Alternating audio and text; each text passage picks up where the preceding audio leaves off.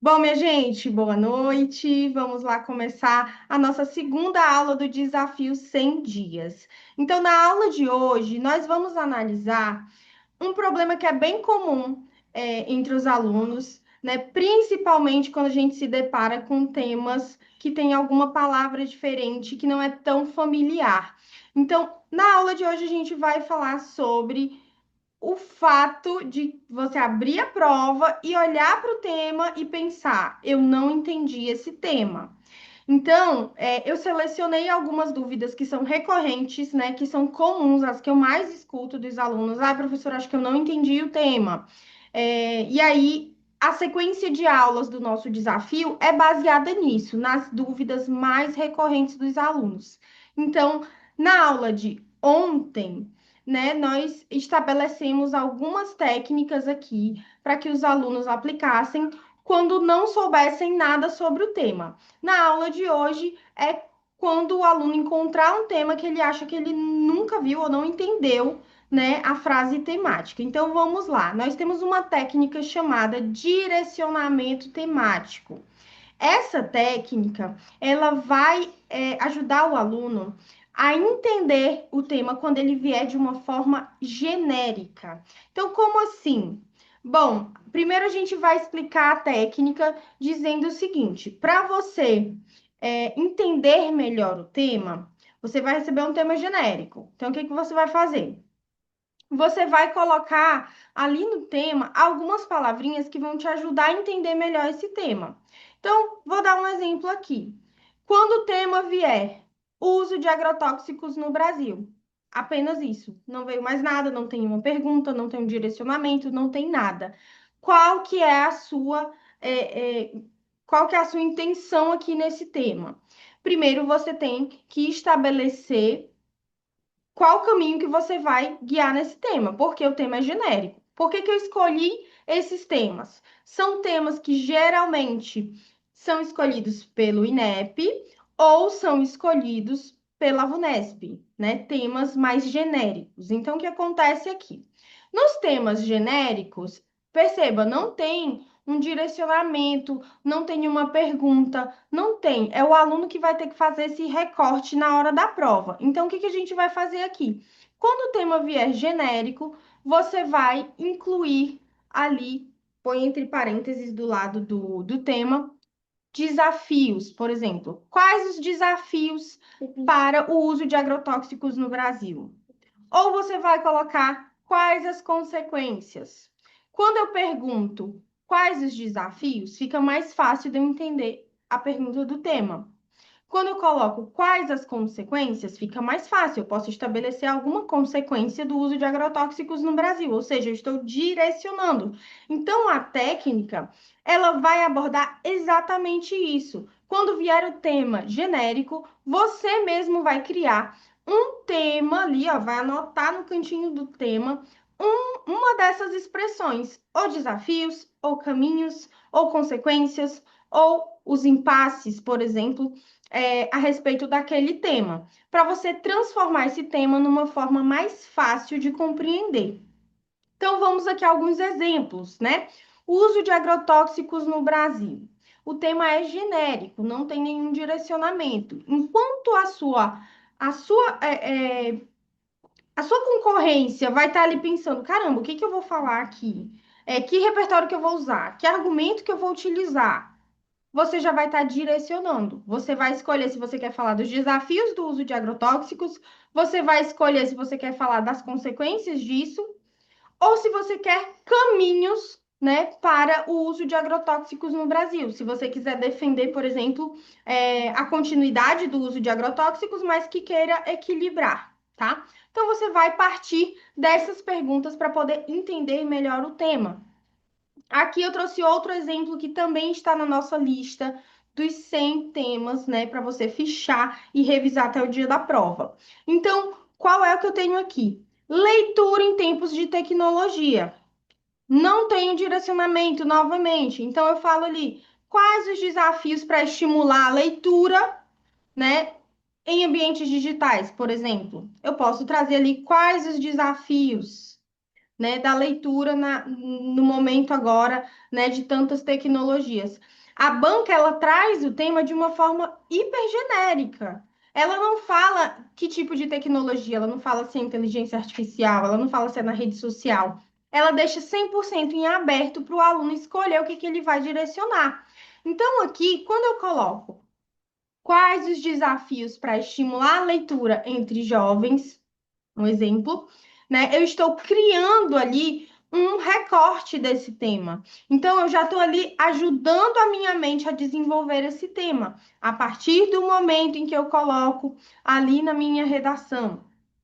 Veja bem, coloco quais as consequências, por exemplo, da substituição da leitura, né, pelo ambiente digital. Por que que as pessoas, né, trocaram, né, a leitura pelo ambiente digital? E aí eu trago ali as consequências. A consequência que a gente mais conhece é o brain rot, né, que é o declínio cognitivo gerado pelas redes sociais, que já é comprovado, e o brain rot, né, gente, já caiu em prova, a gente já sabe que é um tema recorrente em 2025 e pode ser cobrado tanto na sua prova objetiva quanto na sua prova de redação. E aí, perceba como vai ficando muito mais fácil quando eu pego um tema genérico e vou trazendo ali desafios. Quais os desafios? Vamos pegar outro tema aqui que aparentemente é genérico também, e aí eu vou trazendo ali alguns recortes. Perceba. A geração Z no mercado de trabalho. O que que eu vou falar sobre isso? Esse tema aqui, minha gente, é um tema considerado difícil entre os alunos. A maioria dos alunos que treinaram esse tema nas últimas semanas mandou mensagem para mim falando, professor, acho que eu não entendi muito bem isso, não. Tá? Como assim, a geração Z? O que que a geração Z tem a ver com mercado de trabalho? O que que tá rolando?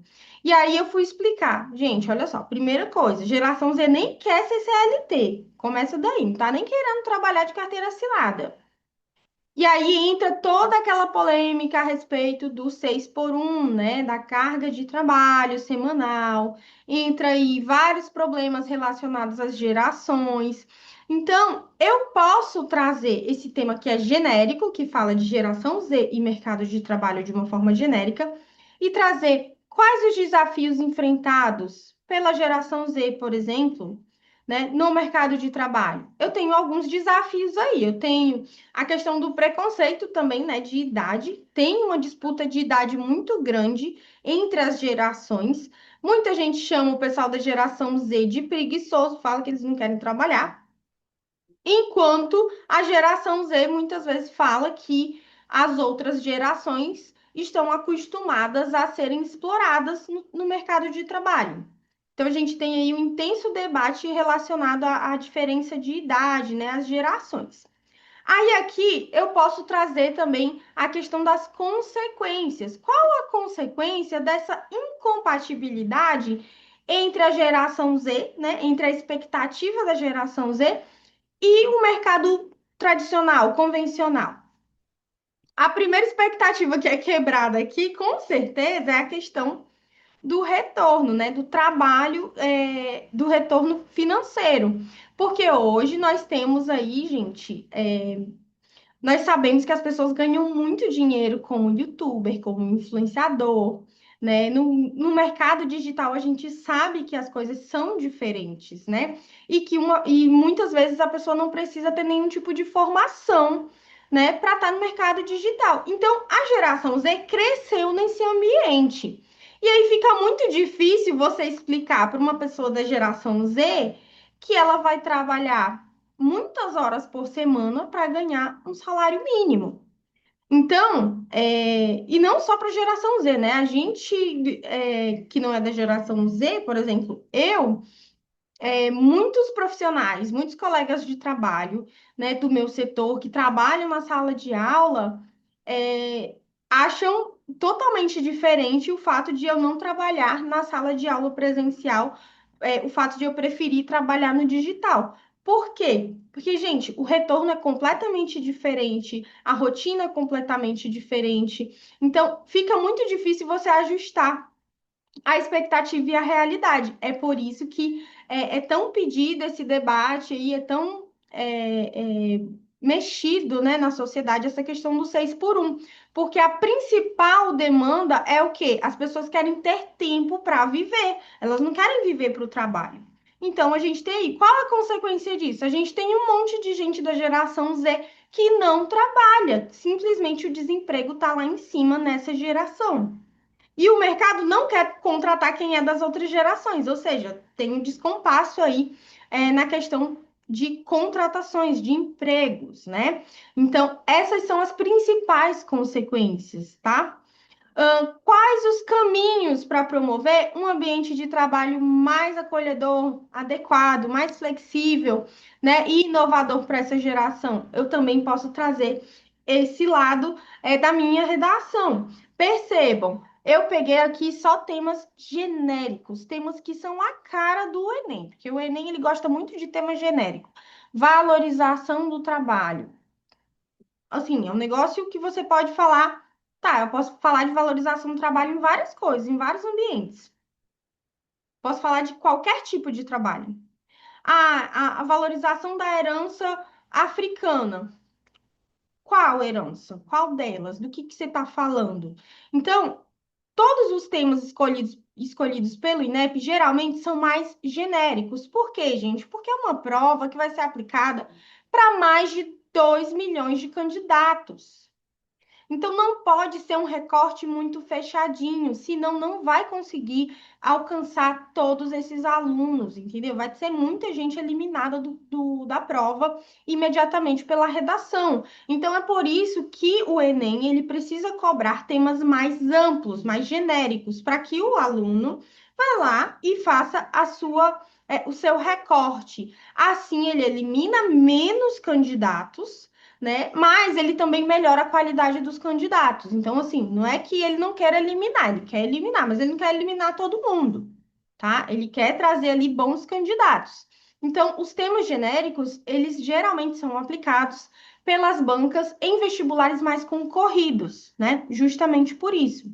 Então, aqui mais um tema quente, que pode vir ali para o Enem: soberania alimentar, a importância da soberania alimentar no Brasil. Você pode trazer a ideia da importância, mas eu também posso aplicar ali a minha técnica, né?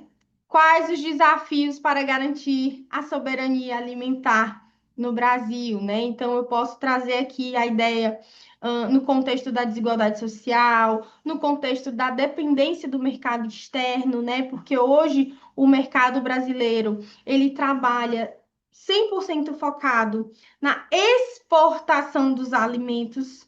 Ele não quer trazer alimentos de qualidade para o seu próprio povo, ele quer 100% levar para exportação. Então, esse é o maior prejuízo que nós temos aqui no Brasil relacionado à soberania alimentar. No início desse ano, nós tivemos toda uma polêmica relacionada ao preço dos alimentos, né? E vários vídeos foram divulgados falando sobre a agroindústria, fazendeiros que preferiram jogar alimentos fora do que vender por um preço mais baixo. Então, nós tivemos várias polêmicas em torno da alimentação. E agora a polêmica ela volta para o centro do debate por conta da taxação, né, do tarifaço lá do Trump, né? Por quê? Como que isso vai afetar? Isso afeta o nosso mercado, por quê? Porque o Brasil é o maior distribuidor de alimentos do mundo. E quando um país, né, que é o nosso maior comprador, ele vai lá e diz assim: olha, eu vou taxar aqui 50% dos pescados, por exemplo, né? O que que acontece? Esse alimento que antes ia para os Estados Unidos, ele fica ali solto, não tem um objetivo final para ele, para onde que ele vai. Então, pensando nisso, o governo federal teve a ideia, está estudando uma forma de não prejudicar esses produtores, né, esses vendedores de pescado, por exemplo, né, os vendedores de açaí também, né, os exportadores de açaí também. Então, eles estão querendo direcionar esses alimentos, por exemplo, para a merenda escolar, porque assim vai ser utilizado esse produto dentro do mercado interno e não vai ficar 100% dependente do mercado internacional. Percebe como nós temos aí um problema? A gente é 100% dependente do mercado internacional. Qualquer país que quiser taxar a gente fica ali preocupado, fica numa situação difícil em relação a esses alimentos, esses produtos. Enquanto o nosso povo, a nossa população, não tem uma garantia de acesso a esses produtos. Então, percebam, esse é um dos maiores desafios da soberania alimentar. É um tema que pode cair no Enem desse ano e que vai ser muito bom se ele cair, porque é um tema que vocês vão estar preparados para falar sobre ele. Eu já falei desse tema aqui em várias outras ocasiões. Tá na nossa lista de treinamento. Também está na nossa plataforma esse tema. Então, assim, é um tema que eu insisto, acho que seria muito bom ele cair na prova. Se ele não cair na prova de redação, provavelmente vai vir alguma coisa sobre ele na prova objetiva. E aí você pode trazer também a consequência, sempre pensando desafio, consequência, caminho. Desafio, consequência, caminho. Se o tema vier genérico, você vai lá e inclui o desafio, ou consequência, ou caminho, para poder guiar a sua argumentação, para você não ficar perdido. Posso falar da consequência da perda da soberania alimentar, né, para a segurança alimentar da população, né? Quando a gente não tem soberania alimentar, significa que a gente é 100% dependente do mercado de alimentos, ou seja, da agroindústria, do mercado externo, e a gente não pode decidir que alimento vai consumir. A gente só consome aquele que está mais barato, ou seja, o que eles querem baixar o preço. Então, essa é a maior consequência. Por quê? Porque gera insegurança alimentar, gera fome, gera vários prejuízos à saúde, tá? Inclusive, o uso de agrotóxicos e transgênicos também, gente, é um exemplo, é uma consequência para a saúde das pessoas e é um exemplo aí de ausência de soberania alimentar, porque não é da nossa escolha. Ah, eu não quero alimentos com agrotóxico. Não temos essa opção, tá? Por quê? Porque o mercado vai utilizar agrotóxicos e a gente vai ser obrigado a consumir esse alimento desse jeito mesmo, tá? Quais os caminhos para fortalecer a produção local e sustentável de alimentos no Brasil? Acabei de dar um exemplo, né? O governo federal está estudando é, transferir esses alimentos que iriam para os Estados Unidos para a merenda escolar dos estados, para garantir que o consumo desses alimentos não seja afetado pelo mercado externo. Esse é um dos caminhos, né, para a gente alcançar a soberania alimentar.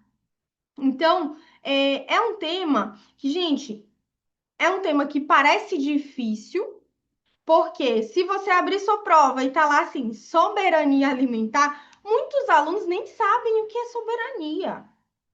Se cai esse tema aqui no Enem, minha gente, é certo que vai estar lá no topo das pesquisas do Google o que é soberania. É o que mais se fala. Gente, basicamente, essa é a palavra desse governo esse ano. Desde o início do ano, eles só falam em soberania, soberania, soberania, soberania, soberania. O nome do cachorro que a primeira-dama adotou é soberania.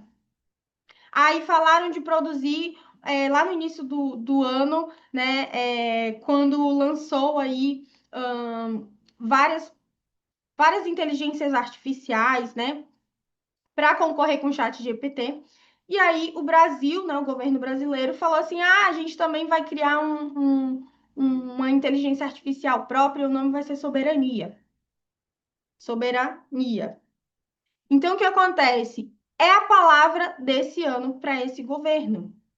O tempo todo eles estão falando, somos um país soberano. Vocês estão percebendo quanto esse tema tem grandes chances de cair no Enem desse ano? E aí, muitos candidatos vão bater o olho nessa prova e vão dizer assim, cara, o que que é soberania? O que que tem a ver com alimentação? E não vão lembrar de todas essas polêmicas que aconteceram no início do ano. Então, é muito importante a gente entender que o tema parece difícil, mas olha só o que eu expliquei para vocês. Soberania nada mais é do que você mandar no seu próprio nariz. Então, não é porque eu exporto para os Estados Unidos que ele vai mandar em mim. Não é porque ele é meu cliente que ele vai mandar em mim, na minha casa, na minha loja, na minha empresa. Não é assim. Então, se ele não quer comprar o meu produto, se ele quer taxar o meu produto, mesmo ele necessitando muito do meu produto, então eu vou direcionar isso daqui para outros setores aqui do meu país.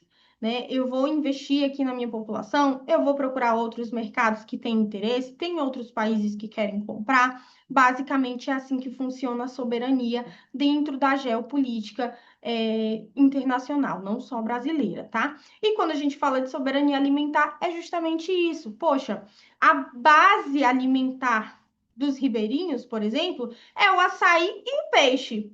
Agora, se falta açaí e peixe para o ribeirinho e todo o açaí e peixe que é produzido é direcionado para o exterior, para um monte de gringo que nem sabe comer açaí, minha gente, como é que fica? Que soberania é essa? Muitos ribeirinhos, muitas pessoas da ilha do Cumbu, por exemplo, lá no Pará, estavam reclamando disso, que estava por causa da escassez de água no norte, estava faltando o açaí, que é a base alimentar, né, do nortista. O açaí estava faltando para eles, mas pergunta, estava faltando para o gringo? Não estava faltando para o gringo, o melhor açaí estava indo para lá. Que soberania alimentar é essa? Que o ribeirinho tem que procurar comprar alimentos que não são ali da sua base alimentar, tem que procurar industrializados, ultraprocessados, alimentos com agrotóxicos, porque não tem o alimento que ele está acostumado a comer. Então, essa é a falta da soberania alimentar que a gente tanto fala aqui nessa linha da Mel, que eu tanto bato na tecla com vocês, porque eu acho que isso daqui é um tema que vai marcar os vestibulares de 2025, principalmente se tratando de vestibulares como o Enem, né? Que a gente sabe que tem uma demanda muito maior nacional. Então vamos lá, quando o tema parece difícil, mas não é. Isso acontece por quê? O que que acontece? Quando vem um tema que parece que é difícil, mas ele não é. Acontece o seguinte, o aluno, ele vai para a prova e ele quer encontrar as palavras que são familiares para ele. Então, ele quer encontrar palavras como pobreza, violência, meio ambiente, mobilidade urbana. Ele quer encontrar preconceito. Ele quer encontrar essas palavras assim. Quando ele olha lá na prova de redação e não encontra palavras que ele está acostumado a treinar, e é por isso que eu bato na tecla aqui mais uma vez. Eu vou criticar mais uma vez. Tem aluno que passa o ano inteiro, treinando tema de internet, treinando tema de cursinho, que não tem nada a ver, que nunca cai em prova. Tem aluno que manda redação para mim e eu vejo assim, Ih, esse tema aqui não é dessa linha. Vocês sabem que eu corrijo, né? O importante é entregar a correção para o aluno, beleza. Mas aí o que acontece? Quando eu vou olhar o tema, um tema que não tem pé nem cabeça, que eu nunca vi cair no vestibular, um tema qualquer, tipo, ai, o problema da violência no trânsito. A gente está sendo tarifado em 50%. Você acha que o maior problema nesse momento é a violência no trânsito? É um problema importante, mas não para 2 milhões de candidatos num vestibular, tá, minha gente? Então, assim, o que que eu tô querendo dizer? Parem de ficar treinando tema bobinho. Tema bobinho, a gente treina quando a gente está aperfeiçoando estrutura, quando a gente está melhorando, lapidando ali a linguagem, quando a gente está inseguro ainda nos argumentos, e aí a gente vai treinar outras coisas, a gente pega um tema bobinho, tá? Agora, 100 dias, faltando 100 dias para a prova. Eu vou treinar tema bobinho? Não vou. Eu vou treinar tema alinhado com atualidades, com geopolítica. Tema que pode cair na tua prova. VUNESP é uma banca extremamente moderna. É uma banca que sempre traz temas atuais. Enem, principalmente.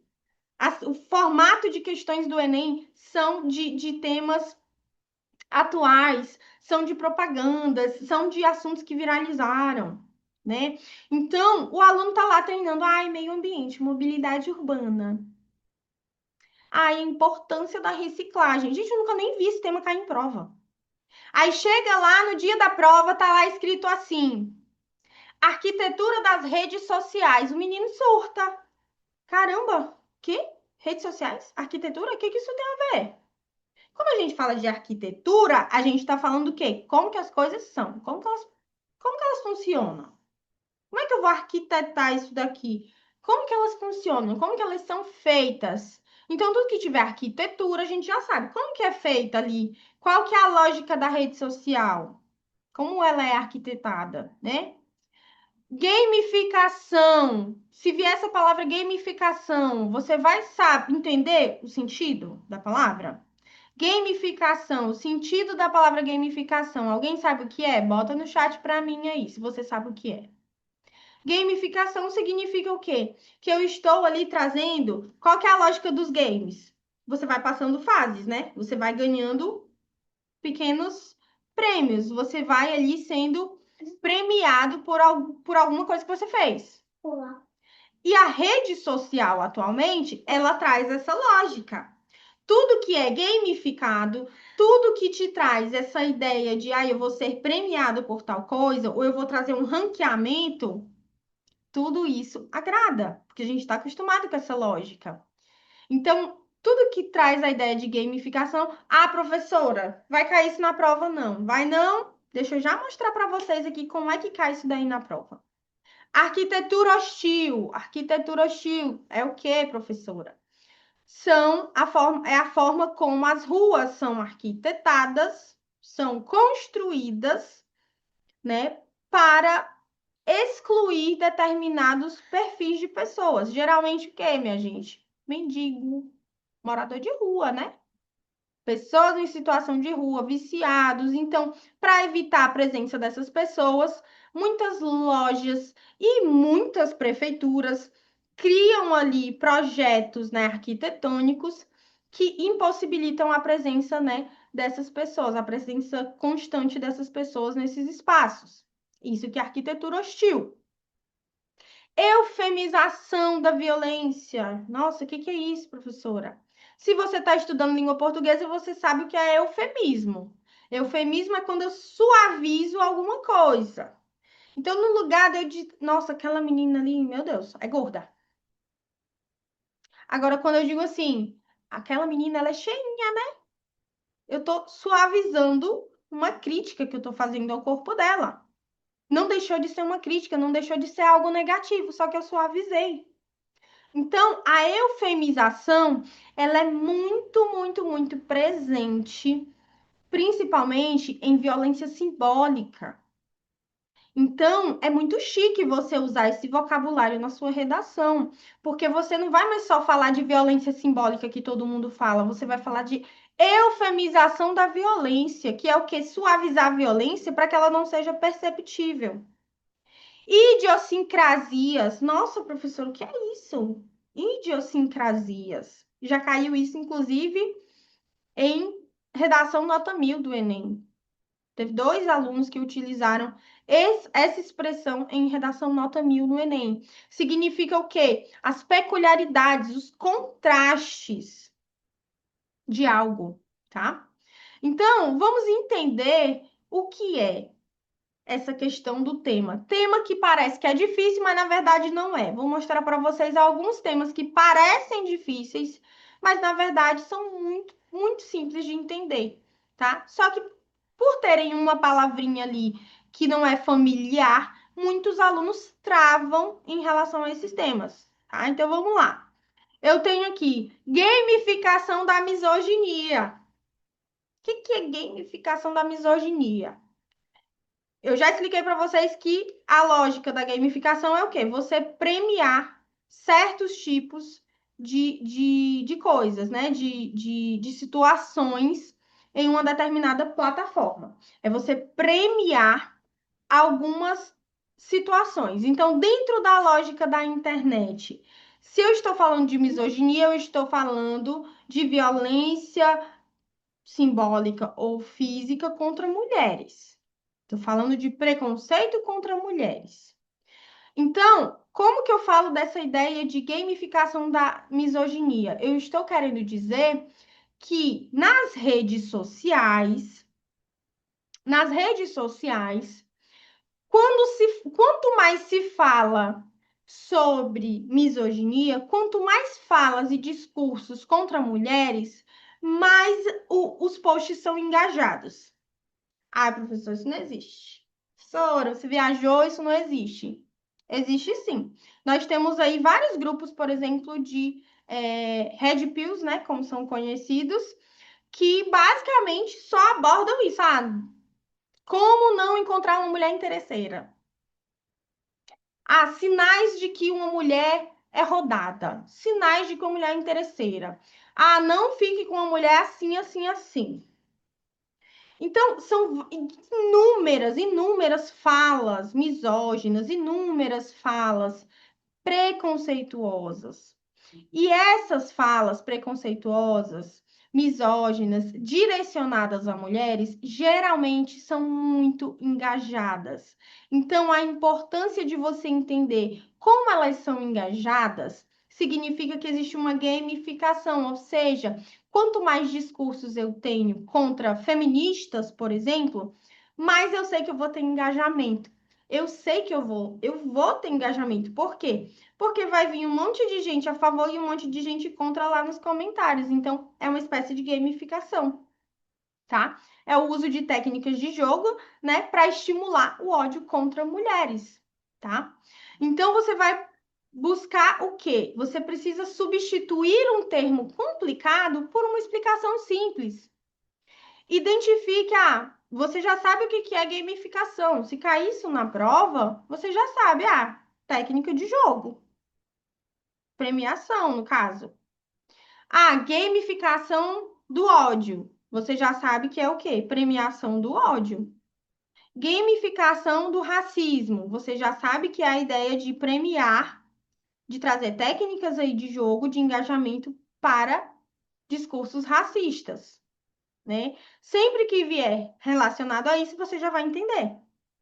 É só você trocar por uma interpretação não, por um significado mais simples, tá? Uma explicação mais simples. Coloca do ladinho lá da sua prova para você não esquecer o que é a palavra. Assim vai ficar mais claro. Por quê? Porque se você abre a sua prova e tá lá escrito assim, racismo ambiental. Hoje em dia, quase todo mundo sabe o que é racismo ambiental. Mas na época, quando a ministra do meio ambiente, na época, ela falou sobre racismo ambiental, todo mundo fez chacota dela. Porque todo mundo falou assim, gente, o que que tem a ver? Racismo, meio ambiente? O que que uma coisa tem a ver com a outra? Fizeram chacota dela. E aí, o que acontece? Hoje nós entendemos que o racismo ambiental está ligado o quê? À injustiça social relacionada ali à questão do meio ambiente. Por quê? Porque as mudanças climáticas, elas afetam principalmente regiões periféricas, onde a maioria dos moradores são negros, tá? Então você vai fazer o quê? Você vai buscar explicar esse termo que você não entendeu de uma forma simples para você não ficar confuso, para você não ficar desesperado na hora da prova, porque a tua concorrência com certeza vai estar desesperada. E aí você vai buscar encontrar o núcleo desse problema. É uma injustiça social, ou é estimular o ódio contra mulheres, ou é estimular o ódio contra negros, né? Você vai sempre buscar ali relacionar com algo mais simples que você já está familiarizado, tá? Aqui, mais um exemplo de tema que parece muito difícil, mas na verdade é um tema super fácil, tá? As idiosincrasias da COP30 e a responsabilidade socioambiental do Brasil. Esse tema, gente, já tá aqui, ó, na Salinha da Mel, um bom tempo na nossa plataforma. E agora vocês estão vendo aí na internet que tá viralizando essa questão da COP30, né? Toda uma polêmica a respeito da COP30 e a responsabilidade ambiental do governo, né? Como foi mencionado e que está viralizado aí na internet, né? Muita gente falando como que a COP30 vai acontecer no Pará se em várias localidades do Pará não tem saneamento básico, por exemplo. Como que vai acontecer no Pará se eles estão literalmente abrindo uma avenida, uma via expressa no meio da floresta? Tipo, eles estão desmatando para fazer um evento sobre o clima. Não faz nem sentido. Então, percebam, Idiosincrasias são o quê? Peculiaridades, contradições, incoerências. Então, se eu pergunto para você quais as incoerências ou quais as contradições, os problemas, né, da COP30 e qual a responsabilidade socioambiental do Brasil, fica muito mais familiar para você. Então, o que que você precisa? Precisa buscar basicamente, explicar para você mesmo esse tema de uma forma simples. Os termos que você já conhece, que você está estudando nessa linha da Mel, você já está entendendo algumas palavras diferentes. Então, se elas caírem lá na sua prova, você já vai saber o que é. Você vai colocar lá no cantinho de uma forma mais fácil, para você não ficar perdido, para você não se sentir para você não sentir que, nossa, não tô entendendo o tema. Tá entendendo sim, você só tá assustado com uma palavrinha do tema, tá?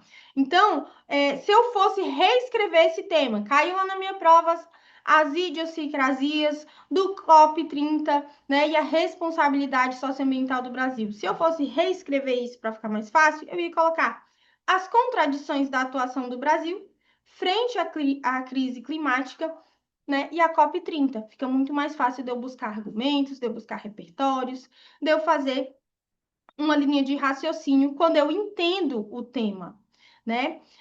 Mais um tema aqui que parece difícil, mas é super fácil. A ecopolítica do século XXI, interesses econômicos e os limites da sustentabilidade. Ecopolítica. Gente, tudo que vem ali com eco-ansiedade. Eu estou falando de ansiedade relacionada ao meio ambiente. Ecopolítica. Eu estou falando de política relacionada ao meio ambiente. Bem tranquilo. Mas muitos candidatos vão bater o olho nisso daqui e vão entrar em desespero. Ai, nossa, o que é ecopolítica? Eu não sei. É só ligar os pontos que você vai entender. A mistura entre política e meio ambiente, né, as decisões políticas, né, influenciadas por interesses econômicos e ecológicos. Então, como que eu vou fazer para traduzir isso? O tema quer que o aluno reflita sobre como o discurso ambiental às vezes esconde interesses de grandes empresas ou países. A gente sabe, minha gente, que a COP30 vai acontecer no Pará, que o Brasil é ali conhecido como uma liderança a respeito de mudanças climáticas, mas a gente sabe que o Brasil está muito mais interessado em ganhar a fama de liderança sobre os impactos, né, as mudanças climáticas, do que de fato atuar contra elas, tá? Então, um exemplo disso é o que nós estamos há poucos meses da COP30 e o governo federal achou de bom tom explorar a foz do Rio Amazonas para extrair petróleo, para, sabe? Então, assim, como que você está falando que vai fazer um evento internacional no seu país para conter as mudanças climáticas, para não explorar o meio ambiente, e você está querendo explorar? Não faz nem sentido, gente. Então, perceba como os interesses econômicos limitam ali a sustentabilidade no mundo atual. Eu posso reescrever de uma forma simples para eu entender o tema.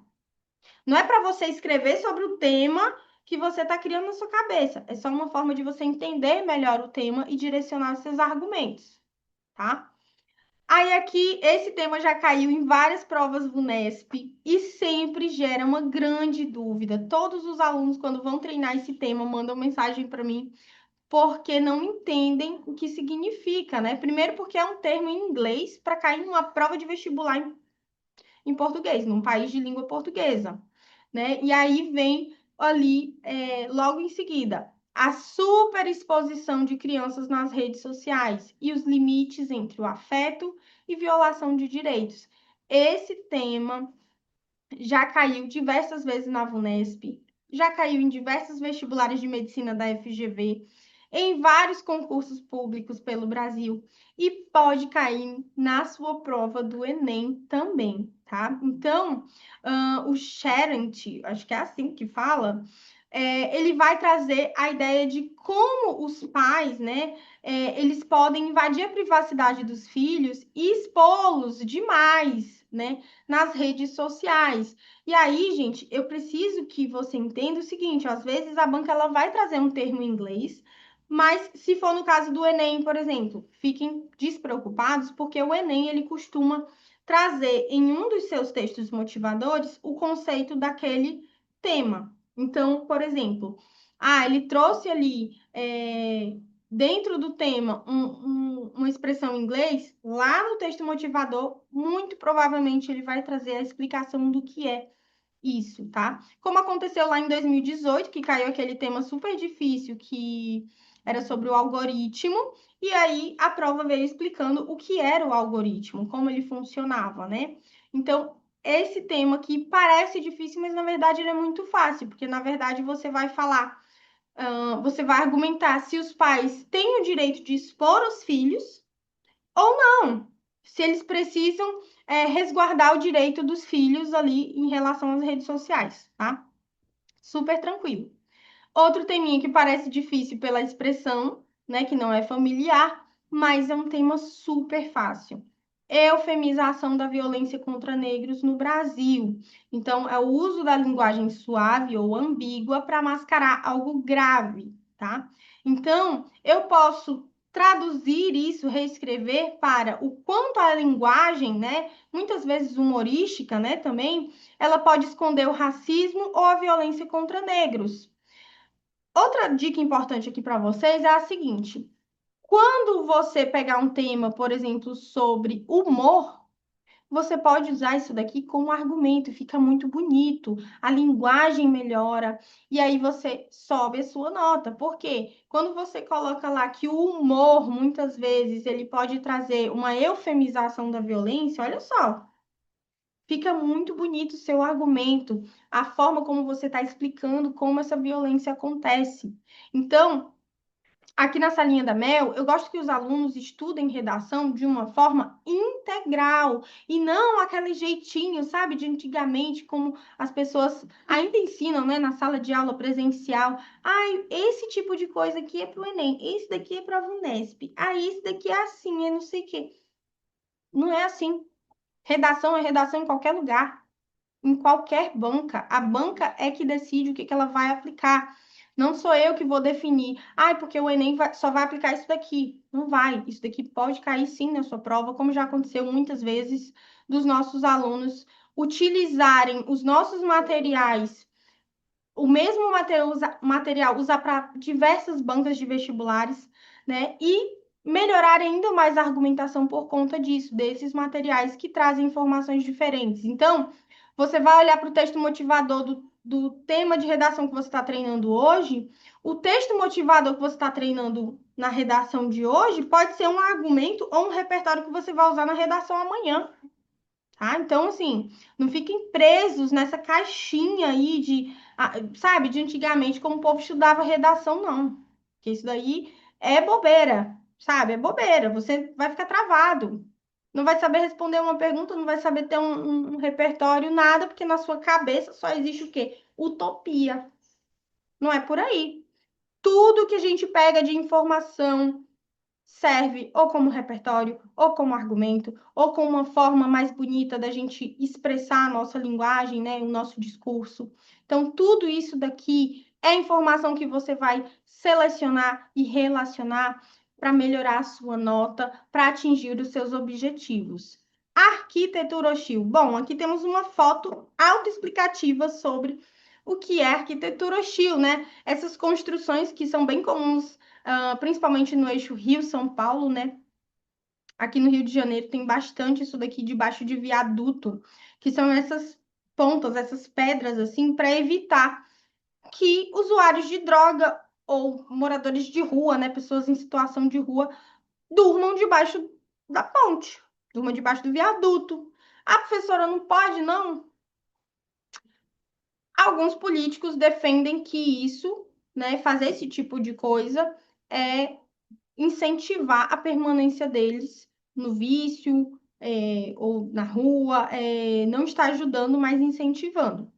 Já o padre Lancelotti, né, que é o que está nessa imagem, padre Júlio Lancelotti, ele defende que essas pessoas elas precisam de auxílio do Estado, elas precisam de auxílio da população e de tratamento, né, para poder sair dessa vida sozinhos, né, sem serem expulsos da rua ou escondidos ou internados compulsoriamente, como a gente viu em alguns relatos que viralizaram na internet, né, sobre uma prefeita de Santa Catarina que saiu literalmente catando as pessoas na rua e internando elas à força ou mandando de volta para os estados em que elas, os estados de origem, né? Porque muitos deles eram migrantes. Então, isso acontece, é bem comum. Esse tipo de construção para afastar grupos indesejados, tá?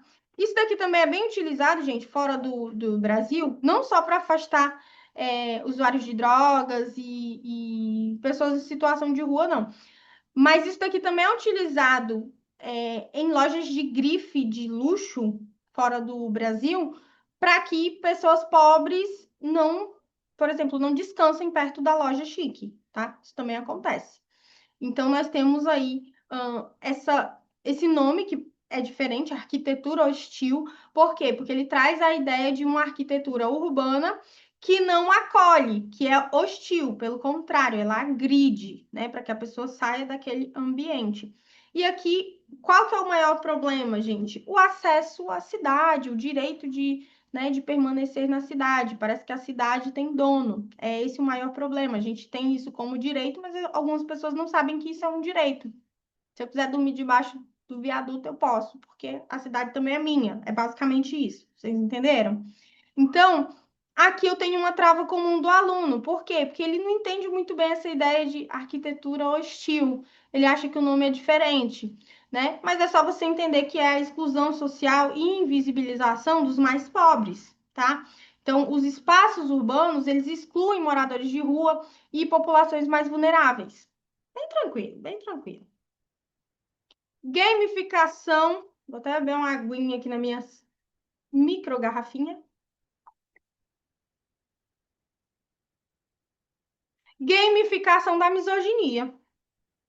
O uso de mecânicas de jogo, né, pontuação, desafios, likes, né, para estimular ódio contra mulheres em fóruns e redes sociais, né? O tema mostra como o discurso de ódio contra mulheres pode ali, né, viralizar dentro da ideia de um jogo, dentro da ideia, né?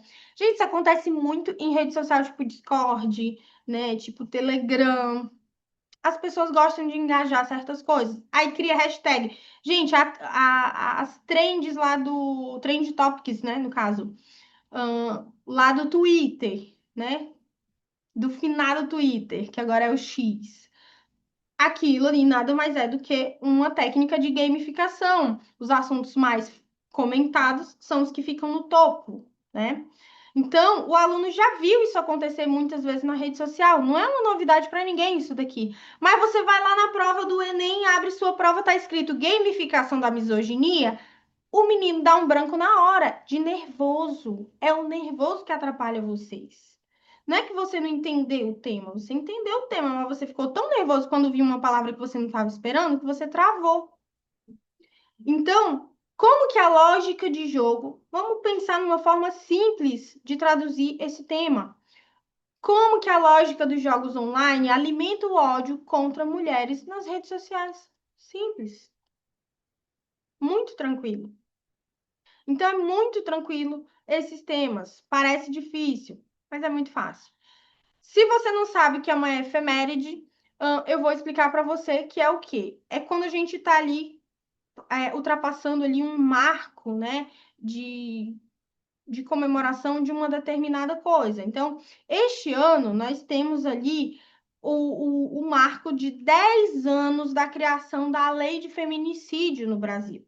É uma efeméride isso. Então, nós temos a misoginia virtual, né, como discursos de ódio, né, se tornando ali negócios, né, e alimentando a violência real, porque isso vai reverberar, gente, na violência física, na rotina das mulheres, tá?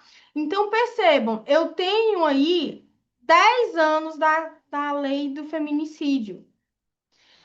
Junto a isso, nós temos aí o que foi divulgado pelo IBGE, que em 2024, o Brasil bateu recorde de violência contra mulheres. Então, perceba, é um tema muito importante que pode cair na sua prova, tanto objetiva quanto de redação. Mais uma vez, eu bato na tecla. Não fica só, ai, porque eu vou estudar esse tema aqui, porque esse tema aqui só pode cair na prova de redação. Meu anjo, pode cair na sua prova inteira. De humanas, de linguagem, tanto faz. Vai cair em qualquer lugar. E aí é importante você entender todos esses temas, porque a sua prova ela é basicamente criada em cima de atualidades, tá? Capitalização do afeto. Aí o menino vai lá, abre a prova, e aí ele vai e fala assim: caramba, capitalização, do que tá falando? Eu não sei o que que é isso. E aí ele esquece que no começo do ano ele tinha o quê? Bebês reborn, passando em todos os lugares da internet, todos os lugares possíveis e imagináveis, e estavam abordando sobre bebês reborn, sobre Bob Good, sobre Labubu, sobre todo tipo de coisa que as pessoas estão criando afeto e comprando e pagando muito caro por esse afeto, diga-se de passagem, né? E agora, recentemente, o Morango do Amor, né? Então, capitalização do afeto significa transformar sentimentos, cuidado, amor, intimidade em produtos que geram lucro. Então, tudo que eu capitalizar significa que eu estou lucrando, significa que eu estou ali trazendo algum valor comercial para isso. Mais uma vez, você pode usar isso como argumento para ficar muito chique a sua redação, né? Por quê? Porque redação de aluno que quer passar em medicina, não dá para ser uma redaçãozinha básica. Não vai dar. Então, veja bem, como que as relações afetivas, elas viraram mercadoria? É tão mais fácil se eu traduzir isso assim, sabe?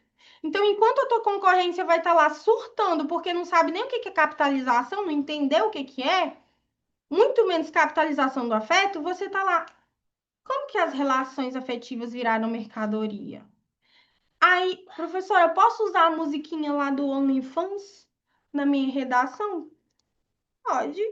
Se você souber explicar na sua redação a musiquinha lá que, me apaixonei pela do Job, tá tudo certo. Mas faça isso com uma linguagem adequada. Não tem problema nenhum de você usar esse tipo de repertório. Pode usar na maior tranquilidade.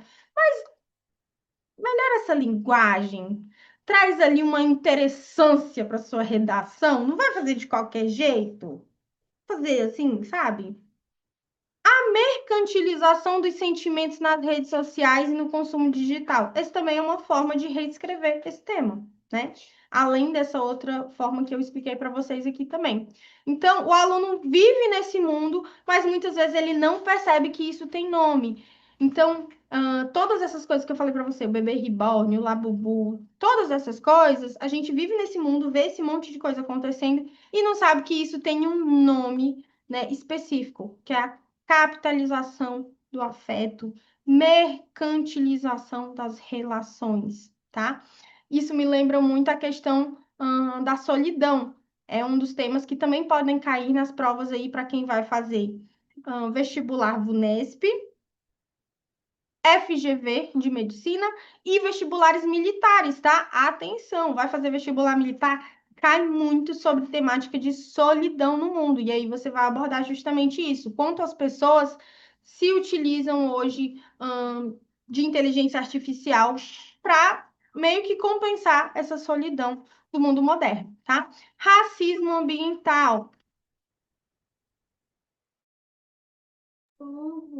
O racismo ambiental também é um tema que hoje é mais bem falado, mais conhecido, mas também gera algumas dúvidas ainda para alguns alunos. Por quê? Porque a pessoa não consegue ligar a ideia de racismo com o meio ambiente. Então, como que o meio ambiente reflete desigualdades raciais no Brasil? Veja bem, quando você tem ali uma enchente numa cidade, o principal lugar que vai ser afetado é o quê? Periferia, favelas, morros, né? Tudo isso vai ser afetado e é nesses lugares onde nós temos a maioria da população negra, tá? Então, a degradação ambiental, ela afeta desproporcionalmente populações negras e periféricas, tá? Muito tranquilo, muito fácil, muito fácil, muito fácil, gente. Teminha muito fácil mesmo. Chega a ser bobo. E os temas que parecem fáceis, mas são difíceis? Esse daqui eu vou dizer. Atenção, cuidado. Tema que parece fácil, mas na verdade é muito difícil. Nós temos aí temas que geralmente trazem palavras conhecidas, aquela palavra que você quer encontrar no dia da prova. Desigualdade social, saúde, mobilidade urbana, meio ambiente, consumo, educação. Cuidado, parece que é tranquilo. E aí, deixa eu lembrar vocês de uma coisinha. Já falei para muitos de vocês isso no off na hora de entregar as correções. Se você. Nós tem uma maldição de prova. Se você não conhece, você vai ficar conhecendo agora, que é o quê? Quando o aluno olha para o tema da redação, olha para a prova e diz assim: ah, é tranquilo, tema fácil, tema bobo, fácil, vai dar para desenrolar de boa. Eu já sei que esse aluno vai tomar bomba na prova. Quando o aluno chega para mim depois da prova e diz assim, professora, eu acho que eu tirei zero. Eu acho que eu fugi do tema. Ah, eu acho que foi horrível. Eu não entendi o tema. Eu não sei nem o que que eu estava falando nesse tema. Eu já sei que vem uma nota muito boa, muito alta. Ops, já vem uma nota muito boa, muito alta para esse aluno. Por quê? Porque é justamente o que acontece. Quando o aluno acha que ele não entendeu o tema, quando ele acha que ele tangenciou o tema, significa que ele estava ali em alerta. Ele estava, poxa, peraí, o que que eu vou fazer aqui? Eu tenho que fazer isso, eu tenho que fazer aquilo e tal e tal. Ele fica muito mais atento e em alerta. Por isso que a nota dele costuma vir mais alta. E quando o aluno olha para um tema, acha que é fácil, porque só tem palavra conhecida, e ele olha para aquele tema e diz assim: ah, vai dar tranquilo, vai ser de boa. Geralmente, ele relaxa. Ele não olha para certos elementos obrigatórios da redação que ele precisa olhar com cuidado para não vacilar. E o que que acontece? Ele vacila. Muitas vezes ele foge do tema, muitas vezes ele vai para um tema nada a ver. Muitas vezes ele não retoma o tema adequadamente, ou ele não argumenta direito, só expõe. Então, muito cuidado com um tema que parece fácil, mas é difícil. Vamos aos exemplos aqui, tá? A relação entre eventos climáticos extremos e a desigualdade social. Parece fácil porque o aluno já ouviu falar de enchente, de calor extremo, de seca, né, de eventos climáticos, né, e já ouviu falar de desigualdade social. Mas a pergunta que fica é: qual que é o foco do tema aqui? Qual que é a relação entre os dois fenômenos? Do impacto do evento climático e das populações mais vulneráveis, né? Qual que é a relação, gente, que vocês colocariam aí nesse tema, por exemplo? Coloquem aí para mim no chat. Que vocês colocariam, né? Qual seria a saída de vocês, argumento? Como que vocês iam relacionar isso daqui? Eventos climáticos extremos e desigualdade social. Coloquem no chat para mim.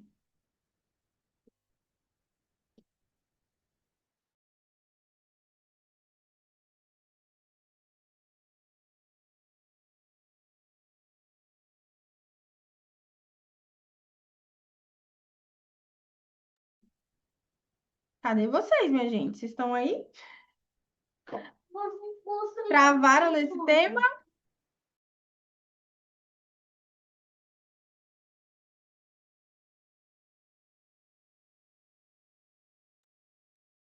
Travaram nesse tema, né? Pelo jeito. Vamos seguindo em frente aqui, que eu vou mostrar para vocês como que a gente pode resolver. Eu falaria que os eventos climáticos aumentam as desigualdades. Tá, mas você está praticamente repetindo o tema. Como que a gente leva isso adiante, né? Como que os pobres são mais expostos? Como que o Estado corresponde a isso, por exemplo? Né? Porque o próprio tema ele fala, né? A relação entre eventos climáticos extremos e desigualdade social. Tá, mas como que o Estado responde a isso? Qual que é a diferença de impacto entre ricos e pobres? Tipo, qual que é o sentido disso, né? Mais uma vez a gente tenta puxar a sardinha para onde? Por quê? Porque você é aluno da Salinha da Mel, então você não é bobo. Você vai olhar para esse tema aqui, primeira coisa que você vai pensar, pera lá, parece fácil, mas é difícil. Vamos tentar achar desafios? Os desafios dos eventos climáticos e a relação ali com a desigualdade? Acho que não vai dar muito certo. Qual que é a consequência desses eventos climáticos na desigualdade? Já começa a funcionar melhor, né? Lembra que eu falei? Desafios, desigualdade, ou consequências, caminhos. Desafios, consequências, caminhos. Quando o tema vier muito genérico, você procura ou desafios, ou consequências, ou caminhos. Consequência. Qual que é a consequência dos eventos climáticos na desigualdade social? Já começa a fazer mais sentido. Eu posso puxar a sardinha para quê? Para o racismo ambiental. Eu vou falar que as enchentes afetam mais periferias, onde a população é negra, e aí eu trago ali a desigualdade racial, né? E também a desigualdade econômica, por quê? Porque o Estado retira essas pessoas de forma obrigatória, inclusive tem tema na nossa plataforma sobre isso, sobre remoções forçadas. Então, o Estado ele retira essas pessoas das casas, elas não têm para onde ir. Como foi retratado, gente, no Profissão Repórter, né? Na reportagem que fizeram sobre Belém do Pará, que é a sede da COP30, e mostraram lá pessoas vivendo em situação de vulnerabilidade em casas que foram condenadas pelo Estado, mas elas não têm para onde ir. Mas a cidade vai sediar um evento internacional. Então, percebam, como é que o Estado responde a isso? Veja como esse tema parece fácil, mas é difícil. Só tem palavra conhecida: evento climático e desigualdade social. Só palavra conhecida. Mas olha só como a relação dele é difícil. É por isso que às vezes vocês arrasam em temas muito difíceis, porque vocês estão treinando na salinha da Mel um monte de tema difícil, um monte de tema médio. E quando vocês pegam um tema que parece fácil, dá aquela travada, ou então a nota cai drasticamente e vocês ficam sem entender nada. As consequências são o aumento da insegurança alimentar, perfeito, descaso do governo em se preparar com a piora das crises climáticas, exatamente. A gente falou, inclusive, aqui a respeito dos ribeirinhos, né, no Pará, que ficaram sem o alimento deles por conta da seca, né? Ah, e aí eles estavam reclamando, né, que todo o alimento estava indo para exportação e eles estavam ficando sem alimento por conta da seca. Olha só que loucura. Então, perceba, você está estudando vários temas. Você pega ali um tema de racismo ambiental, cabe aqui. Você pega um tema ali de soberania alimentar, cabe aqui também. Você consegue falar de diversos temas que você treinou ao longo da sua preparação, nesses temas que parecem bobinhos, que parecem fáceis, mas na verdade são difíceis, tá? Muito cuidado com esses temas, muito cuidado com a maldição lá do professor, arrasei na redação. Professor, acho que eu fiz uma boa prova. O acho que eu fiz uma boa prova já me dá taquicardia. Já me dá ansiedade, eu já fico nervosa, eu já fico, oh meu Deus do céu, o que que esse menino fez nessa prova? Pelo amor de Deus. Eu já fico passando mal. Quando o aluno manda mensagem para mim depois da prova, diz assim, professor, acho que deu ruim. Acho que eu tirei zero. Eu já fico assim, feliz da vida, tranquila, porque eu já sei que acima da média ele ficou. Ele pode não ter gabaritado a prova, mas eu sei que acima da média ele ficou. Eu já sei. E às vezes acontece aqui, né, dos alunos arrasarem em uma prova que foi super difícil, como aconteceu aqui, nós temos uma aluna que na primeira vez que ela foi fazer o vestibular da FUVEST, ela fez uma nota muito boa. Foi a primeira vez dela. Ela saiu do ensino médio direto para o vestibular da FUVEST, foi aprovada no curso que ela queria, tirou uma nota alta e ela simplesmente ela não acreditou. E no vestibular que ela estava se preparando da VUNESP, que era muito mais fácil teoricamente, o tema foi bem mais fácil, parecia fácil, né? Gente, a nota dela foi bem menor do que a da FUVEST. Aí ela não entendeu nada. Ela falou: caramba, o que que aconteceu aqui? E foi aprovada na USP, né, gente? Então, assim, percebam como esse lance da maldição que eu falei pra vocês é real, tá? Isso acontece. Isso acontece. Vamos para mais exemplos de temas que parecem fáceis, mas são difíceis? Acredito que depois dessa aula aqui, vocês vão começar a treinar um monte de tema que parece fácil. Os desafios da inclusão de pessoas com deficiência. Meu Deus. Superficialmente, o aluno vai dizer o quê? Tem que incluir mais. É óbvio, né? Mas quais os obstáculos estruturais, sociais, arquitetônicos, né? Porque se eu estou falando de deficiência, tem pessoas que precisam de rampa, de acessibilidade, que precisam, por exemplo, de ambientes específicos, né? Quais os desafios políticos, né? Então, parece fácil? Parece fácil. Mas e aí, como é que a gente chega na prática? Se você ainda não treinou sobre deficiências ocultas, se você ainda não treinou sobre pessoas neurodivergentes, treine, tá? Porque a tendência é que esses temas comecem a pipocar aí nos vestibulares, para você não cair nessa pegadinha aqui. Parece que é um tema fácil, mas na verdade é um tema muito complexo, porque como é que você vai falar de uma doença oculta? Inclusive, essa semana, o que que aconteceu? Um aluno pegou um dos nossos temas da lista é sobre a inclusão de pessoas com doenças ocultas no mercado de trabalho. Doenças ocultas, gente, é o quê? A fibromialgia, o transtorno bipolar, por exemplo, são doenças que você não tem como visualizar fisicamente, tá? E aí o que acontece? Eu preciso incluir essas pessoas no mercado de trabalho. Mas eu preciso de alguns ajustes, né? Estruturais, sociais, enfim, políticos, né? E aí o aluno foi fazer a redação, ele não pesquisou o que era as doenças ocultas e também não leu o texto motivador. Ele só fez a redação assim na intuição. Aí ele ficou a redação inteira falando que doenças ocultas, na verdade, eram doenças que nunca tinham sido descobertas. Tudo bom? Aí você vai lá na prova fazer isso para você ver. Que coisa linda que vai vir sua nota. Então pensa aí. Quando eu falei para ele, aí eu corrigi a redação, a estrutura estava maravilhosa, o vocabulário dele estava incrível, porque ele é um aluno que escreve muito bem, e eu falei assim: Miglis, você não entendeu o tema. Você não leu o texto motivador? Ele não.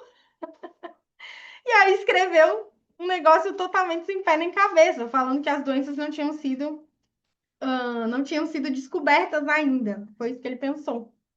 Então, vamos seguindo aqui em frente. Temas que parecem fáceis, mas são difíceis. A importância da educação para a transformação social. Parece fácil, mas, gente, tá. O que exatamente está sendo criticado? A evasão escolar? A desigualdade entre as escolas? A falta de inclusão? E aí? O que está sendo aqui, né, estabelecido? O impacto das redes sociais no comportamento dos jovens. Parece óbvio, tá? Mas qual tipo de comportamento? O vício, a ansiedade, a desinformação? O aluno precisa delimitar o foco, mas não aparece ali, né? Nada que não se pareça uma conversa de bar. Então, cuidado para você não escrever um negócio que não tem pé nem cabeça. Porque você achou que o tema era fácil e você ia arrasar. Tem que treinar temas fáceis? Tem que treinar temas fáceis, tá? Mas tem que treinar, lógico, direcionado para aquilo que vai cair. Eu não vou ficar treinando infinitamente lá doação de órgãos se já caiu numa prova do INEP e PPL, por exemplo. Ou se a minha banca não costuma aplicar esse tipo de tema. VUNESP, gente, a gente já sabe como é a VUNESP. Ela costuma o quê? Ela costuma aplicar temas sobre o mercado de trabalho, sobre criança, sobre tecnologia, sobre o imigrante. A gente sabe que ela tem uma preferência clássica por esses temas. Ela sempre repete esses temas. Ela traz tema novo? Traz vários temas novos. Mas a gente sabe que ela repete esses eixos. Então, eu vou ficar treinando infinitamente doação de órgãos para a VUNESP, que eu sei que nunca caiu. Não vou, né, gente? Então, se eu sei que a questão da inclusão de pessoas deficientes está em alta nesse momento, por conta de vários projetos políticos, várias coisas que estão rodando por aí, eu vou treinar esse tema. Se eu sei que a questão da educação está sofrendo uma grande transformação por causa da tecnologia, eu vou focar nessa ideia da tecnologia na educação, tá? Se eu sei que as redes sociais elas estão impactando na questão do vício e principalmente na violência, né, dos discursos de ódio, eu vou treinar focado nisso. Empatia nas relações sociais no Brasil. Esse tema aqui já caiu no Enem. E aí, quando caiu no Enem, ficou todo mundo meio. O que é empatia mesmo? Parecia super fácil, parecia super do bem. Mas o que aconteceu? Muita gente derrubou a nota do Enem na redação porque não sabia o que falar. Ficou parecendo uma conversinha de bar. Ai, nossa, é mesmo, né? Conversa de bar, não. Na verdade, tá mais pra conversa de, sei lá, de autoajuda, de igreja. O cara ficou lá, nossa, a gente tem que realmente, né? Tem que se colocar no lugar do outro. E ficou por isso mesmo. Não trouxe ali uma causa da falta de empatia, não trouxe ali a questão da desigualdade, a violência simbólica, o discurso de ódio, a desumanização, não falou disso. Como é que eu vou falar de empatia se eu não falo da desumanização do próximo? Difícil, né? Gravidez na adolescência no Brasil, outro tema, gente, que isso daqui é pegadinha na certa.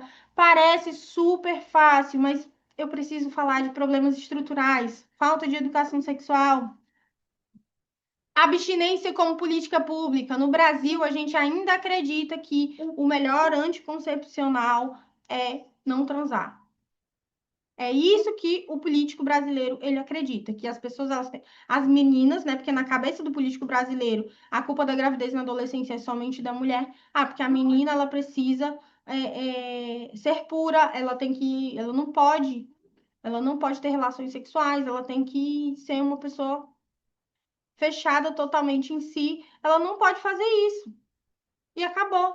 Para eles é isso e acabou. Então, minha gente, tem que ter muito cuidado. Isso daqui é uma coisa que precisa ser criticada na sua redação. Essa questão da abstinência como política pública. A gente sabe que não funciona, não é por aí, né? A pobreza, a desigualdade de gênero, a negligência do Estado também em relação a essa desigualdade de gênero, né? Porque, no caso, o aborto não é legalizado no Brasil, mas a negligência parental, ela é aceita, né? Nós temos aí mais de 5 milhões de crianças sem o nome do pai na certidão de nascimento e ninguém vê isso com maus olhos, né? Enquanto o aborto não é regulamentado, não é bem aceito, tá? Nem o aborto e nem os outros tipos de políticas públicas voltadas para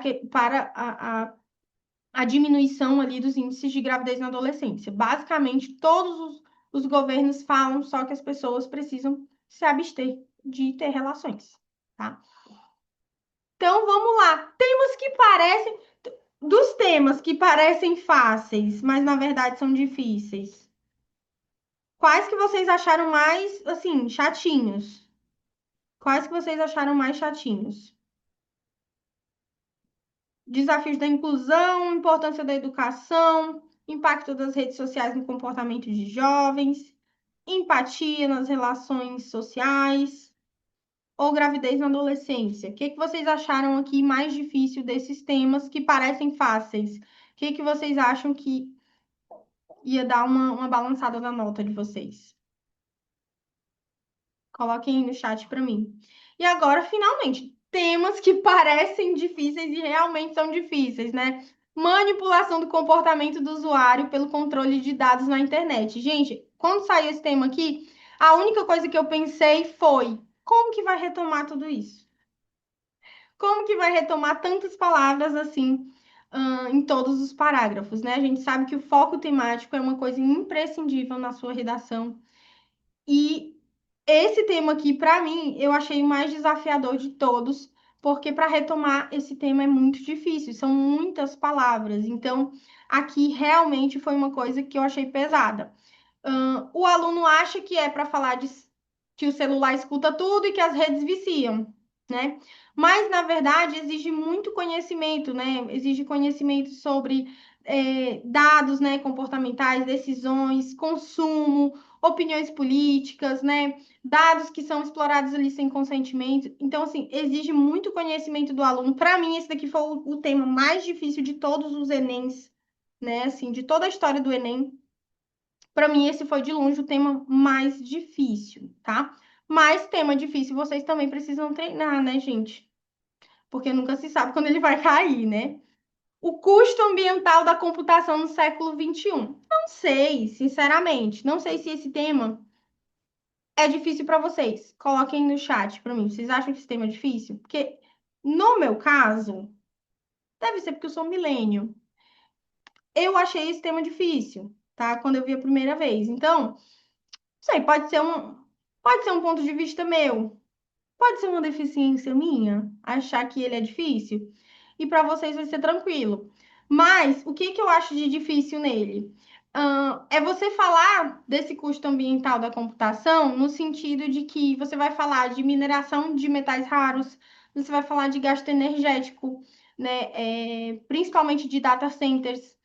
E isso, para mim, não é muito familiar, sabe? Não é uma coisa que eu consigo ser fluente, sabe? Então, esse é um tema aqui que, pelo menos do meu ponto de vista, eu ia com certeza recorrer às técnicas que eu estou ensinando para vocês, porque eu não ia ter um aprofundamento fluente sobre essa temática, sabe? E é um tema que, com certeza, se eu fosse fazer a prova, eu treinaria ele incessantemente para não correr o risco dele cair na prova e eu não saber falar nada sobre ele, tá? Então, aqui, realmente, eu tenho um tema que parece difícil e, de fato, é difícil, né? Porque todo mundo tem a ideia de que a computação é algo sustentável porque não é imaterial, né? E na verdade a gente tem aqui uma dificuldade de entender para onde vai o consumo de água e de energia usado pela computação, tá? O tema que importante para vocês treinarem tá na lista de vocês.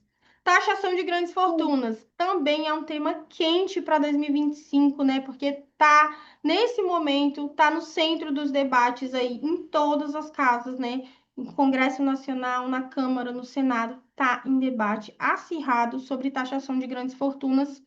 Tem uma aula específica sobre isso na plataforma, mas é sempre bom explicar isso para vocês. Não é só dizer que rico tem que pagar imposto, tem que explicar essa situação, tem que explicar por que que ele tem que pagar imposto, para não fazer apenas um texto populista e dizer que tem que tirar do rico e botar para o pobre mesmo. Tô nem aí. Não é só isso.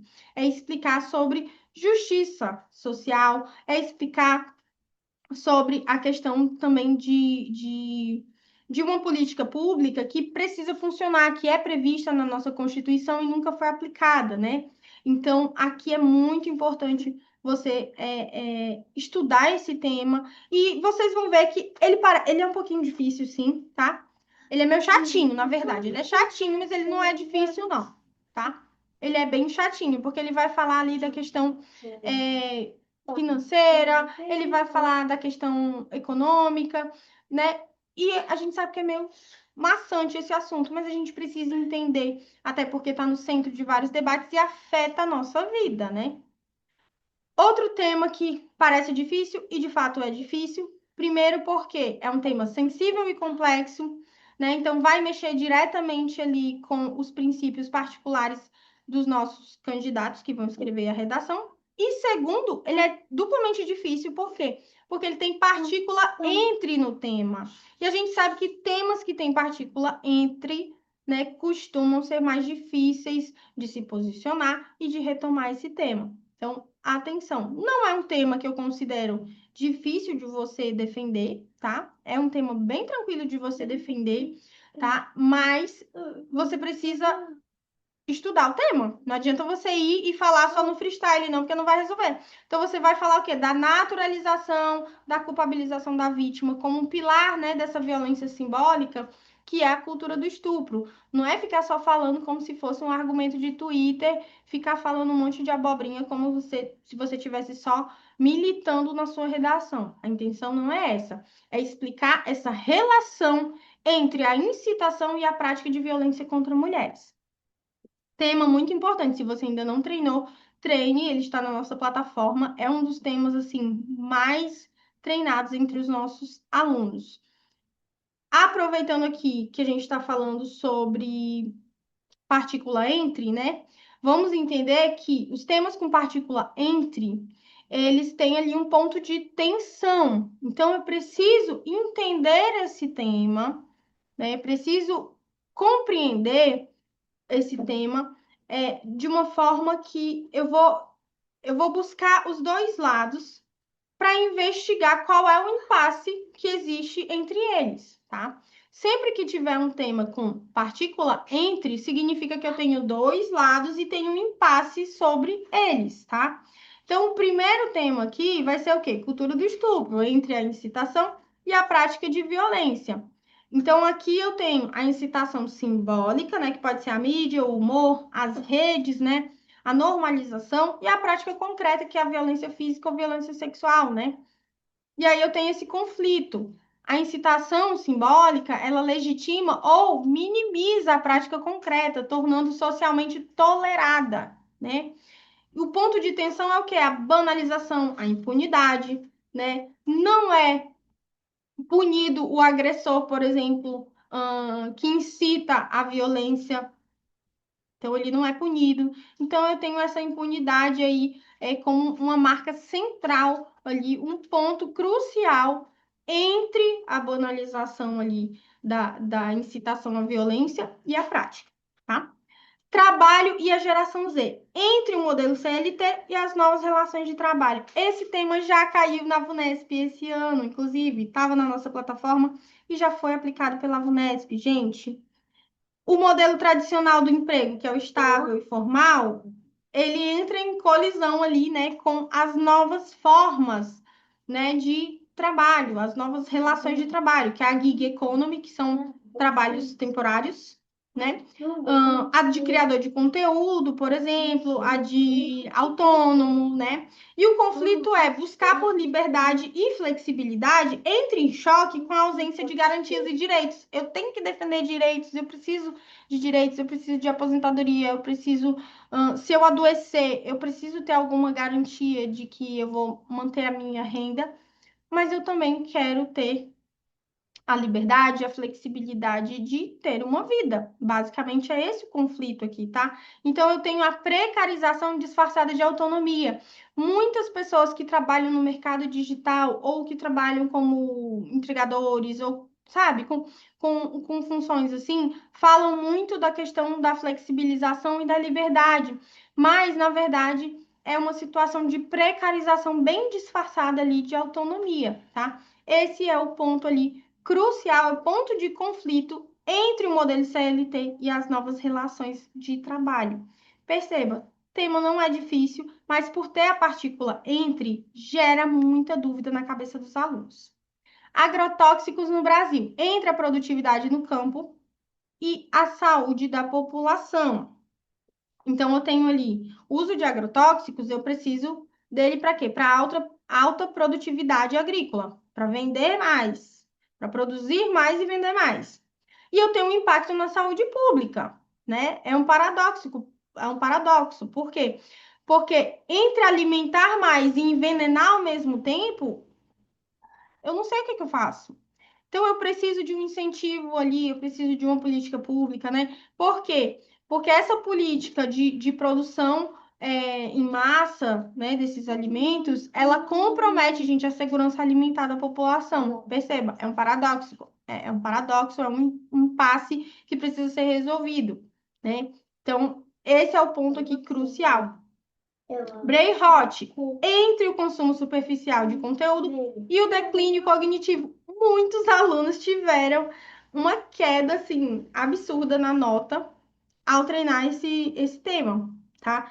Para mim é surpresa, porque eu jurava que todos iam ter muita facilidade com esse tema, mas na verdade não entenderam muito bem do que se tratava, tá? Então eu tenho ali conteúdo raso, né, e rápido, né, que é o consumo superficial de TikTok, Reels, memes, e eu tenho a redução da atenção e da capacidade crítica, né? Então, qual que é o ponto de tensão aqui, né? O conflito. Eu tenho a oferta constante de estímulos curtos, né, que altera o funcionamento da atenção e da memória. e o empobrecimento intelectual diante da abundância de informações.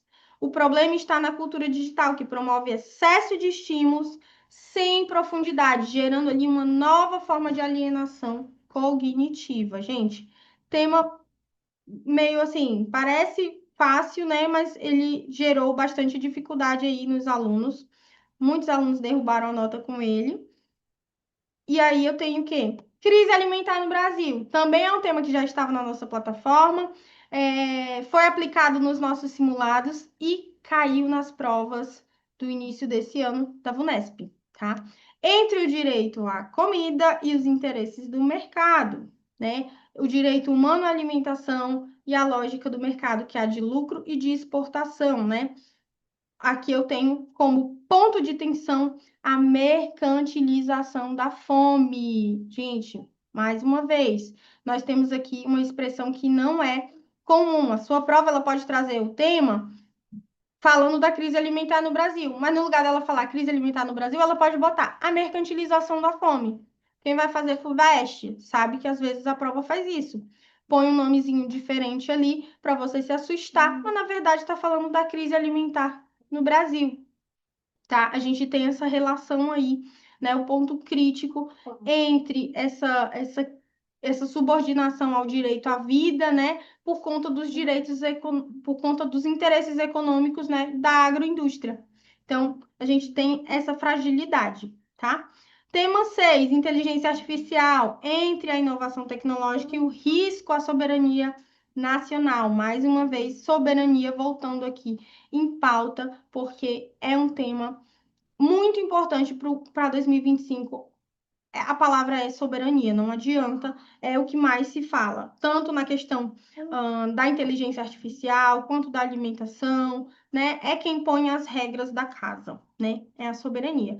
Ponto de conflito: o Brasil adota a IA com pouca regulação e sem investir em autonomia digital. E aí eu tenho o risco, né, em desenvolver tecnologia dependente, vulnerável, né, a interferências externas e submissão política e econômica. Alguém aí já deve ter visto, né, que os Estados Unidos poderia desligar o GPS no Brasil, porque a gente utiliza o GPS deles. Embora não seja uma tecnologia de inteligência artificial, né? Mas a gente está falando de uma inovação tecnológica e desse risco à soberania nacional. Então, percebam, a inovação sem soberania ela acaba limitando o país, tá? Então a gente precisa desenvolver tecnologia própria, a gente precisa, né, realmente desenvolver a inteligência artificial própria para não ficar dependente desses modelos, né, como o chat GPT, para o funcionamento, né, do nosso país. Aqui, minha gente, tributação no Brasil, entre a taxação de grandes fortunas e a resistência dos mais ricos. Tema muito importante, trouxe já para vocês a questão da taxação, mas deixa eu voltar para cá. Trouxe para vocês a questão da taxação, mas eu trouxe agora de uma forma diferente, falar de justiça fiscal e poder político-econômico, tá? Então, aqui nós temos um entrave para a justiça tributária, por que que não é taxado? Porque boa parte do poder dessas elites está ali, gente, dentro do Congresso Nacional. Então, eles não vão votar a favor da taxação deles próprios, né? Então, a gente tem esse ponto de tensão aqui que precisa ser desenvolvido na sua redação. Imigração no Brasil. Eu vou finalizar aqui no tema 9, porque a aula vai ficar muito comprida, então amanhã eu vou dar continuidade junto com a aula 3, né? E vou manter esse vídeo aqui na plataforma para não ficar muito comprida essa aula. Imigração no Brasil, entre o acolhimento humanitário e ali os limites, né, relacionados à infraestrutura nacional. Eu tenho o direito de acolher, mas eu também tenho a capacidade real do país, que eu preciso discutir, né? Principalmente porque eu não posso acolher sem estrutura. Então, eu tenho a falta de planejamento intergovernamental e também, gente, todos os países, né, estão ali fechando suas portas, né? As fronteiras estão sendo fechadas e essa galera toda tá vindo para o Brasil. E aí a gente vai fazer o quê? Então, assim, Isso daqui vai voltar à pauta nacional breve, em breve, né, por conta das políticas de imigração, não só dos Estados Unidos, mas da União Europeia. Então, isso aqui tende a voltar para o centro do debate nos próximos meses, tá? Cidades brasileiras, entre o crescimento urbano e os desafios climáticos. Mais uma vez a gente volta para a temática da COP30, né? O quanto essa cidade tem capacidade, né, de adaptação climática, o quanto essas cidades estão vulneráveis a enchentes, a calor extremo, e mesmo assim, essas cidades são ali grandes centros urbanos que precisam crescer, precisam receber eventos internacionais, e o Brasil parece não se preocupar com isso, né? Então a gente tem ali uma urbanização sem resiliência, que é o caso da COP30, por quê? Porque o Pará está abrindo uma via expressa no meio da floresta. E isso vai ter, gente, consequências, né? Consequências ambientais. A gente sabe que vai ter essa questão muito em breve, mas a gente sabe que a cidade também precisa se desenvolver. Então, entre esse debate, inclusive esse tema, gente, caiu nas provas do mês passado na VUNESP, tá? Então, muita atenção com esse tema. Bom, eu vou parar por aqui para que. Deixa eu parar aqui o nosso compartilhamento. Eu vou parar por aqui para que não fique muito comprida essa aula. E amanhã eu trago mais algumas dicas, algumas técnicas para você aplicar nos seus treinos de redação nesses 100 dias para a prova, nessa reta final para as provas aí da VUNESP do final do ano e do Enem, principalmente, que é a maior porta de entrada para a universidade no Brasil. Eu espero que vocês tenham gostado da aula de hoje. A gente se vê na próxima aula amanhã.